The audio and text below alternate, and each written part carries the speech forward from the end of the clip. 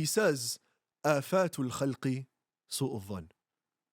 So if like it's in his hikam, in his aphorisms, Sidi Abu Madian, he says, all deficiencies of humanity, every problem can be attributed to having bad opinions and bad thoughts. Every single problem.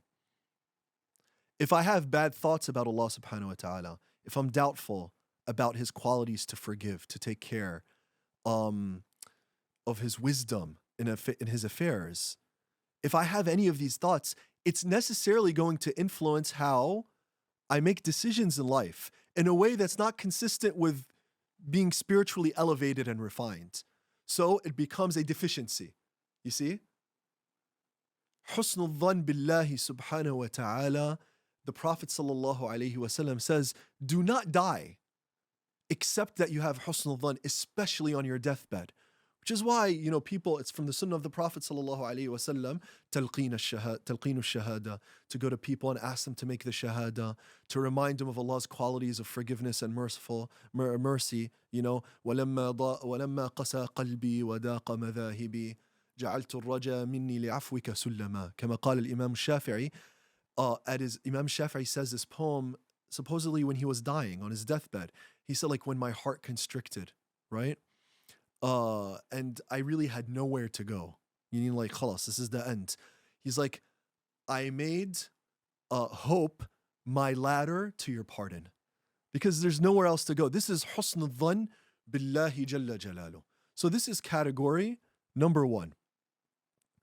Category number 2 is to have a good opinion of myself.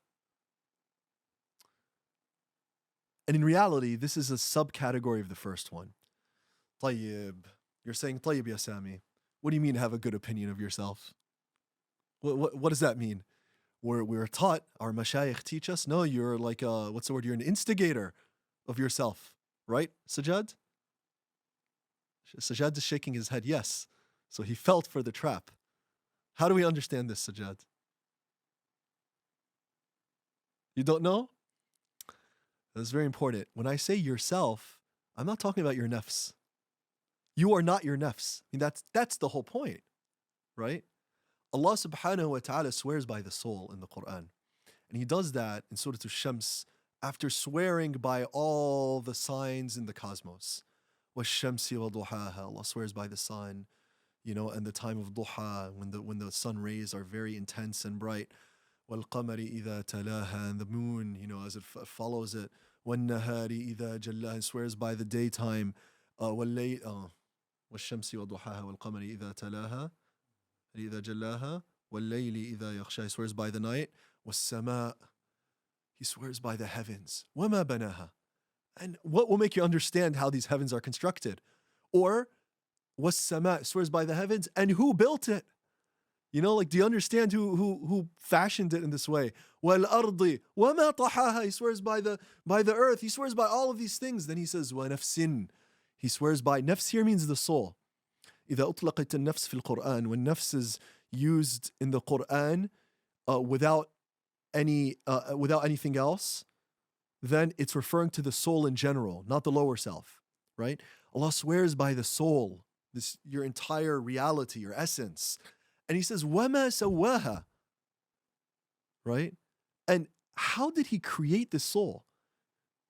And who created it? Sheikh Mukhtar, when he talks about this, he says, it's as though after swearing by the signs of the cosmos and the universe, like it puts us into a frame of being that all of this greatness in the cosmos and the universe, like Allah packaged it in this very small package.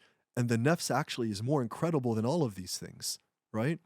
It's almost as though it brings a new understanding to me at least, to the verse in which God says, وَلَقَدْ كَرَّمْنَا بَنِي آدَمَ. We have indeed ennobled the son of Adam. We have honored him. We have honored the son of Adam. Allah gave you this soul. And this soul that he gave you, he did not give any other creatures, right? This is an incredible honor from Al-Mawla Jalla Jalalu. And it's almost to say that by giving you this soul, right, when purified, when utilized to its maximum potential, it can reach stations that are, number one, grander than these celestial objects, and number two, more refined and more elevated than even beings that don't make mistakes, the angels themselves. This is what your nafs is. This is what Allah subhanahu wa ta'ala has given you, right? But you have to have a good opinion that you have this soul and you have this potential. Because if you don't, then what you're actually doing is you're limiting yourself to your lower self. But your self is greater than your lower self. Your self, your essence, is greater than your physical body. It's greater than your lower self. You are not your lower self. You are not your ego. When we speak about being a litigator of your lower self, that's your lower self. That's not you. You're much grander than that, right? So focus on yourself and have the husn al-dhann, have the belief that you can do better, that you can reach high stations, because Allah subhanahu wa ta'ala ennobled us and enabled us, and He gave us the tools, and He gave us the people and the models around us. First of all, our beloved sallallahu alayhi wasallam, you know, he is the al-insanul kamil. He's the complete human being. He has perfected every virtue at a human level. Unlike anyone else, He gave us Him sallallahu alayhi wasallam. And what more of a gift do we have, right? But then He gave us spiritually refined human beings that who have indeed elevated their soul as models. And He has allowed us the suhbah and the companionship of these people. I mean, what more do you want? And if not their companionship physically, He has allowed us to be their companions through their books, through their writings, through their visitations, even for the ones who have passed. You know, don't think when you go and visit the graves and the resting places of the companions and our beloved sallallahu alaihi wasallam and the awliya, that there's no benefit of doing that of itself. No, we have, as our teachers tell us, we have even husn al-dhann, that when we go there's a benefit when we go and visit and make dua. You see, Allah has given all of that to us so that I can refine my spiritual self, my soul, right? That's who you are. And what's important here is don't let previous experiences drive what you believe of yourself. Don't let previous experiences and trauma drive what you believe of yourself.